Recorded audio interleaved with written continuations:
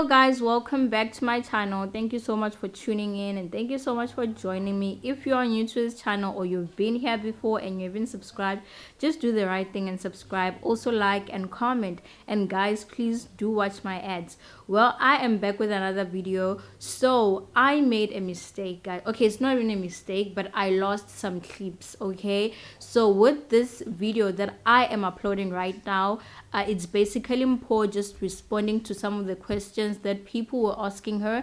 The first question was from Phil, the host, and he asked Mpho that why did she feel like a lot of housemates were looking down on her. You remember the first few weeks Mpho kept on, complaining to Big Brother that a lot of people were discussing her and were, talking things behind her back, and like most of us would say things like we don't see that, happening. She's just making things, up. So Phil's question was like, okay, Mpho, most of us as the viewers, we didn't see what you were talking about, but since you were inside the house and you felt this type of way, please tell us why you felt like people were talking things behind your back and everything. So basically on this video, Mpho is just explaining everything, how she felt and how people would treat her sometimes. Obviously some of these things we didn't see them, but she is like clarifying and explaining everything to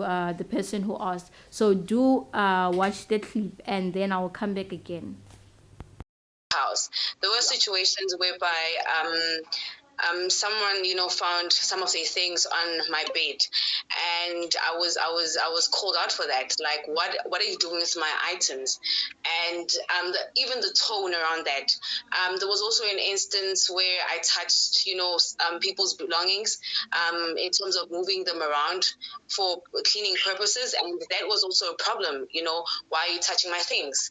You shouldn't touch my things. So I know what I felt at the time. Yes, in some situations it was a bit awkward because you don't know how to address it. So that's why Big Brother would be the safe space.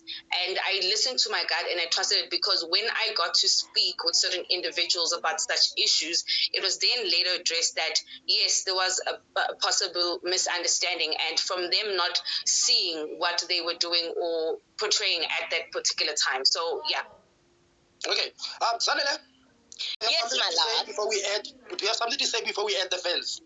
Oh, yes, please. I Well. basically just want to, earlier on, before, sorry, apologies for that second where I got lost for a bit. But, Paul, I just want to say congratulations, Tandwa Sam, the only woman to have been leading and going and taking it all the way to the top. It is incredible. And I wanted to ask you, because, of course, you're somebody who went through quite a bit in the house, and a lot of people know that. And I shout out to you for keeping strong like you did. But I wanted to ask, at any point, did you want to possibly, like, leave the house, where you almost felt like this is enough now, actually, I do want to quit?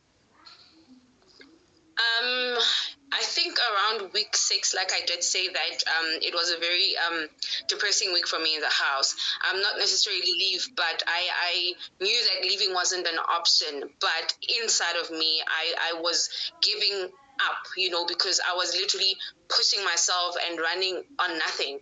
So yeah, the house is very hectic, and those that have been there will attest to what I'm saying. And we all experienced this period at different times of the game. And for me, that was week 6. I did feel to a certain extent like this is too much. It's been a long time, and yeah, it just was a lot. But now look at you now, Mama. You're a millionaire, baby. Mama, I'm a millionaire. Thank you. Yeah. Yeah. Oh, I love that. Michael, would you like us to open up to the floor? Yeah. I think we're ready to add some speakers, guys. You can. Okay guys, so on this next clip that's coming right now, the question that the person asked Mpho was, why didn't you tell Libo the whole entire truth about what Gershon had said to you? You remember that conversation that happened when Gershon told Mpho that, okay, this is what Libo said at the men's conference, that he wants to, get you drunk and after sleep with you. And remember the conversation. So remember that at some point that conversation led to Mpho and Libo having a huge fight. I think it was like 3 weeks before the finale, if not 2 weeks, where at some point Libo was referred to as a rapist. So Mpho is basically clarifying how it all happened, and that she never said that Libo was a rapist or was anything that has to do with a rapist, or stuff like that. So on this clip she's basically clarifying all of the misconception.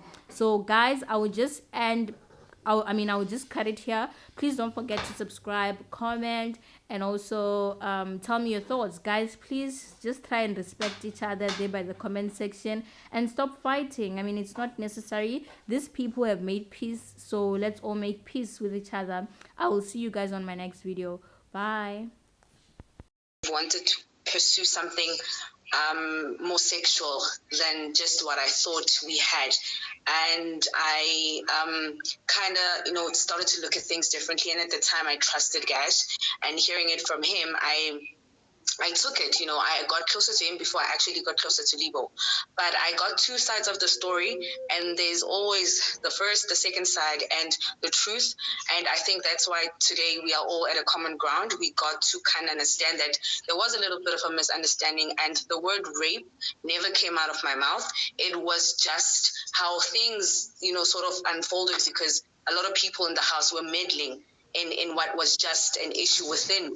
And so yeah, it just ended up being a mess. But I'm cool with the guys, and I think we are at a cool space. I know how things happened, even though some intentions would be hidden behind the game. But at the end of the day, we are human and we make mistakes.